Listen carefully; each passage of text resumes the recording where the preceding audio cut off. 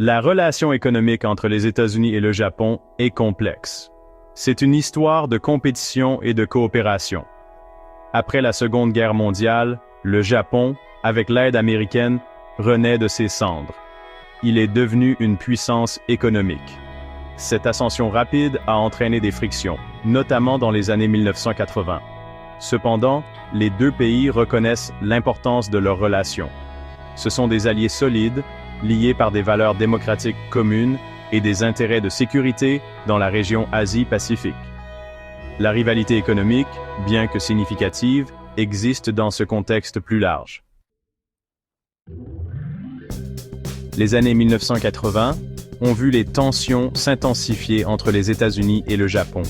L'économie japonaise a explosé, ses entreprises excellant dans le secteur manufacturier, en particulier l'automobile et l'électronique. Les entreprises américaines ont ressenti la pression.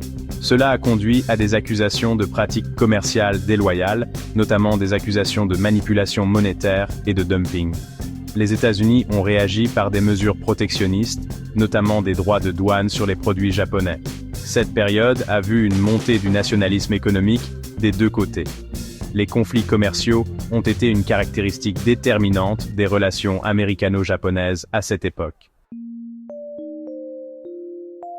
Aujourd'hui, les États-Unis et le Japon restent des géants économiques, leaders dans différents secteurs.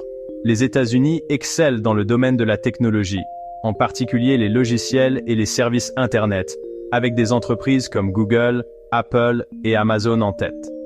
Les États-Unis dominent également les industries de l'aérospatiale et de la défense. Le Japon conserve sa force dans la construction automobile, avec des entreprises telles que Toyota et Honda réputées dans le monde entier.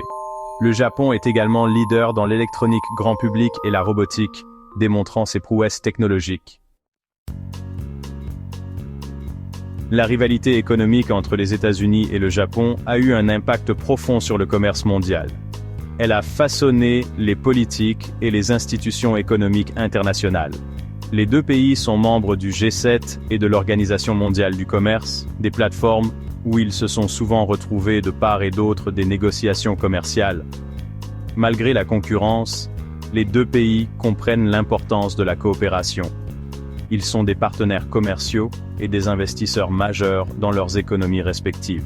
L'avenir verra probablement se poursuivre cette dynamique, la concurrence dans l'innovation et la technologie, parallèlement à la coopération sur des questions mondiales telles que le changement climatique et la stabilité économique.